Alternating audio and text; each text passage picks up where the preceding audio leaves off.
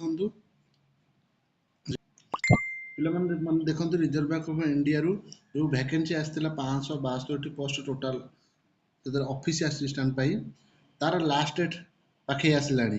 ଯେଉଁମାନେ ଆପ୍ଲାଏ ନ କରିପାରିଛ ବା କରିନାହ ସେଇମାନଙ୍କ ପାଇଁ ଭିଡ଼ିଓଟି ବନାଉଛି, ଆପଣ ରିମାଇଣ୍ଡ କରେଇ ଦେଉଛି ଆପଣ ଏଇଟା ଆପ୍ଲାଏ କରନ୍ତୁ। ଦେଖନ୍ତୁ ତାର ଅଫିସିଆଲ ୱେବସାଇଟ୍ ହେଉଛି rbi.org.in। ଅଫିସିଆଲ ୱେବସାଇଟ୍ ଯାଇକି ଆପଣ ରେଜିଷ୍ଟ୍ରେସନ କରିକି ଆପ୍ଲାଏ କରିବେ। ଆର ଦେଖନ୍ତୁ ଯେଉଁ ଡେଟ୍ ଥିଲା ତାର 15 ଜାନୁଆରୀରୁ ଆରମ୍ଭ ହେଇଯାଇଥିଲା, ଆଉ ତାର ଲାଷ୍ଟ ଡେଟ୍ ରହୁଛି ଫେବୃଆରୀ 4। ଏଇ ଫେବୃଆରୀ 4 ସୁଦ୍ଧା ଆପଣଙ୍କୁ ଆପ୍ଲାଏ କରିବାକୁ ପଡ଼ିବ। ଟୋଟାଲ ଦେଖିବାକୁ ଗଲେ ଏ ବର୍ଷ ବହୁତ ଭଲ ପୋଷ୍ଟ ଅଛି ସବୁ ବର୍ଷ ଅପେକ୍ଷା। ଭୁବନେଶ୍ୱର ପାଇଁ ଆମର ଦେଖନ୍ତୁ ଟୋଟାଲ 36ଟା ପୋଷ୍ଟ ଅଛି, ଯେଉଁଥିରେ କି ଆମର ଏସିର 6ଟା, ଏସଟିର 8ଟା, ଓବିସିର 4ଟା, ଇଡବ୍ଲ୍ୟୁଏସର 3ଟା, ଜେନେରାଲର 15ଟା, ଆଉ ଟୋଟାଲ ହେଉଛି 36ଟା ପୋଷ୍ଟ। ଦେଖନ୍ତୁ ତାର ଏଜ୍ 18 ବର୍ଷରୁ 25 ବର୍ଷ ମାଗିଛି ନା। ତାର ଏଜ୍ ଲିମିଟ୍ ରହୁଛି କୋଉଥିରେ ନା 1 ଜାନୁଆରୀ 2026 କି ଆପଣଙ୍କ 18ରୁ 25 ବର୍ଷ ଭିତରେ ମାଗିଛି। ତା ସହିତ ଯେଉଁମାନଙ୍କ ଏଜ୍ ରିଲାକ୍ସେସନ୍ ମଧ୍ୟ ଅଛି, ଦେଖନ୍ତୁ ଏସି ଏସଟି ରହୁଛି ଅପ୍ ଟୁ 30 ବର୍ଷ ବା 5 ବର୍ଷ ମାଗିଛି। ଓବିସିର ମାଗିଛି 3 ବର୍ଷ, ଆଉ ଡିଜାବିଲିଟିର 10 ବର୍ଷ।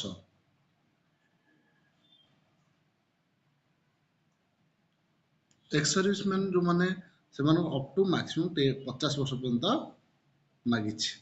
ଆଉ ୱିଡୋ ଯେଉଁମାନେ ଡିଭୋର୍ସ ୱିଡୋ ଅଛନ୍ତି ସେମାନଙ୍କୁ ମଧ୍ୟ ମାଗିଛି 40 ବର୍ଷ ପର୍ଯ୍ୟନ୍ତ। ତାର କ୍ୱାଲିଫିକେସନ୍ ଦେଖନ୍ତୁ ଏସେନ୍ସିଆଲ କ୍ୱାଲିଫିକେସନ୍ ଯେଉଁଟାକି ମଷ୍ଟ ଭାବରେ 10th ପାସ୍ କରିଥିବେ, 10th ପାସ୍ କରିଥିବେ, ଆଉ +2 ହେଲେ ମଧ୍ୟ ଚଳିବ। କିନ୍ତୁ +2ର ହାୟର କ୍ୱାଲିଫିକେସନ୍ ମାନେ +3 ଆପଣ ସାର୍ଟିଫିକେଟ୍ ପାଇସାରିଛନ୍ତି, ସେଇ ପିଲାଟା ଆପ୍ଲାଏ କରିପାରିବେ ନାହିଁ, ଏଲିଜିବୁଲ୍ ନୁହନ୍ତି।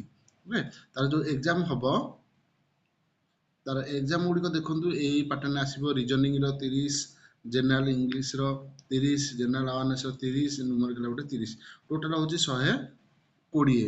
120ରୁ ଆପଣଙ୍କର 90 ମିନିଟ୍ ବା 1.5 ଘଣ୍ଟାରେ ଦେବାକୁ ପଡ଼ିବ। ମୁଁ ଆପଣଙ୍କୁ ଭିଡ଼ିଓ ଟିକେ ଲମ୍ବା କରିବାକୁ ଚାହୁଁନାହିଁ, ଖାଲି ରିମାଇଣ୍ଡ କରିବା ପାଇଁ କରିଦେଇଥିଲି ଭିଡ଼ିଓଟି। ଆପଣ ଏଇ 4 ତାରିଖ ସୁଦ୍ଧା ନିଶ୍ଚିତ ଭାବରେ ପକାଇ ଦିଅନ୍ତୁ। ତାର ପକାଇବା ପାଇଁ ତାର କେତେଟା ଏଲିଜିବିଲିଟି କ୍ରାଇଟେରିଆ ଅଛି ବା ତାର ଡକୁମେଣ୍ଟ ଡିଟେଲ୍ସ ଆପଣଙ୍କୁ କହିଦେଉଛି। ଆପଣ ସବୁ ଡକୁମେଣ୍ଟ ଡିଟେଲ୍ସରେ ରହିଲା ଯେଉଁ ଆଧାର କାର୍ଡ଼, ଆପଣ ପ୍ୟାନ୍ କାର୍ଡ଼ ନିହାତି ଦରକାର, ଆଧାର, ପ୍ୟାନ୍, ଆଉ ସାର୍ଟିଫିକେଟ୍, କାଷ୍ଟ ସାର୍ଟିଫିକେଟ୍, ଏଇସବୁ ତାର ଡିଟେଲ୍ସ ରଖିଦେଇଥାନ୍ତୁ, ଯେଉଁଟାକି ଆପଣ ଆପ୍ଲାଏ କଲାବେଳେ ସୁବିଧା ହେବ।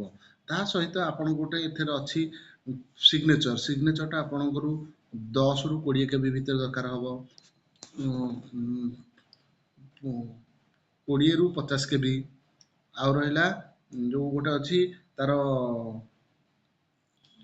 ଡିକ୍ଲାରେସନଟା ଆପଣ 50ରୁ 100 KB ଭିତରେ ଅପଲୋଡ଼ କରିବାକୁ ପଡ଼ିବ। ଫଟୋଟା ରହୁଛି ସେଇ 20ରୁ 50 KB। ତା ସହିତ ଫଟୋଟା ଏମିତି ଅପଲୋଡ଼ କରିବା ସହିତ ଆପଣଙ୍କୁ ୱେବ୍ କ୍ୟାମେରା ବି ଦେବାକୁ ପଡ଼ିବ। ୱେବ୍ କ୍ୟାମେରା କରିକି ମୋବାଇଲ ଆପଣ ଫ୍ରଣ୍ଟ କ୍ୟାମେରା କରିଦେଇକି ଦେଲେ ମଧ୍ୟ ହେଇଯାଉଛି। ତେଣୁ ପିଲାମାନେ ଡେରି ନ କରିକି ଏଟାକୁ ଆପ୍ଲାଏ କରନ୍ତୁ।